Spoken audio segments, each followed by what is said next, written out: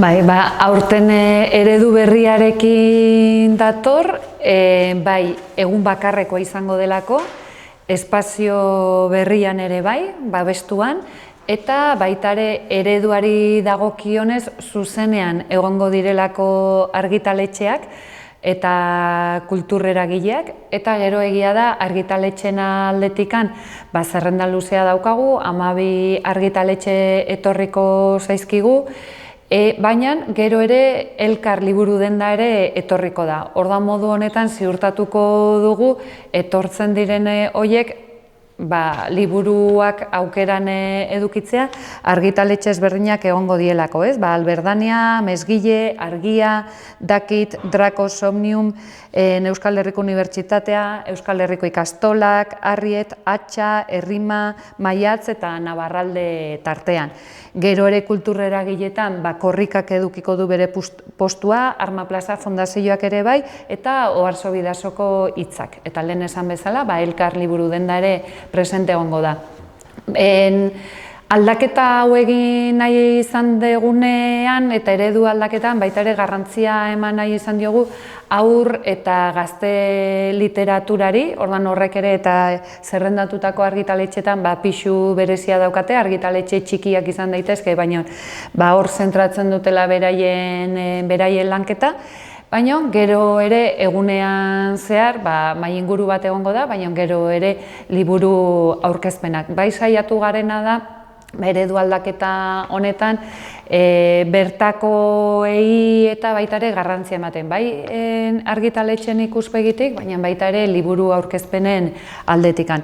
Orduan, topatuko dutenak, eta hau honek argi eta garbi esaten dut, hau ez da bakarrik Hondarbitarrentzat, hau Bidasoa eta Txingudi eta baita ere Oarso aldera iristea nahiko genuken azoka bat da, egun bakarreko lehen esan bezala, goizez eta arratsaldez, eta euskararen kulturgune bat eta euskal sorkuntzaren espazioa.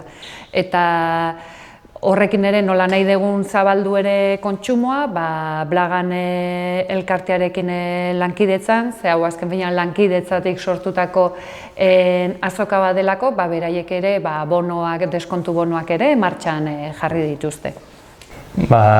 Hori da ez, Euskal Jaien egitarauaren barruan, mugarrietako bat izango da, Euskal Azokaren baitan, goizean 11etan izango den mahai ingurua. Bertan protagonista izango ditugu, hizlari izango ditugu batetik Koldo Ortega herrikidea.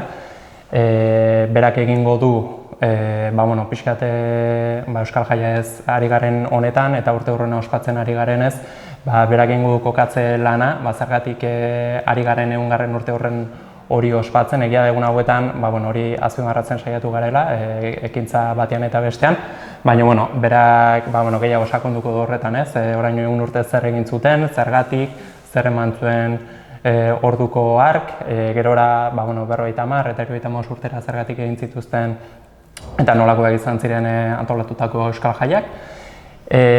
Ondoren Arkaitz Kanok hartuko du hitza, Arkaitz Kanok egingo duena da, Euskal Jaien historian eta historiografian mugarrietako baden Anton Abadiaren inguruko lan biografiko hori, Inigo Sagarzazuk bere garaian egindako hori pixkat plazaratuko digu, eta izatez Inigo ez dagoelako gure artean, baina familiak aurten esan behar da euskaratu egin duela Aldundiak eta Arkaitz Kanok aurkeztu zuela, hein handi batean familia beraren eskariz.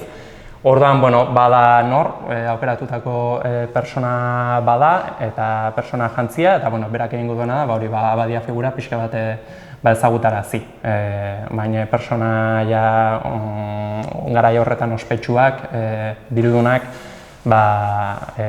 oso frantziar estatuko goi esferatan ibili iztenak, euskarari keinu zergatik egin zion, edo pixka batez, gu ere garai hartara eramateko eta posible baldin bada gaurko egunera ere, orduko filosofia hori ere ekartzeko. Eta azkenik Antxoka Agirrek hitz egingo du, Antxokak zergatik, Euskal Herriko Unibertsitateko irakaslea da, ikerlaria ere bai, batez ere bertsogintzan espezializatua, eta berak bere garaian tesia edo egin zuen, ikerketa moduko bat, eta berak dioena da balore jokoak bere garaian gaur egungo bertsogintzaren Big Bang edo izan zirela, orduan ezarri zirela edo gaur ezagutzen dugun bertsokera edo bertso molde askoren oinarri edo iturburu.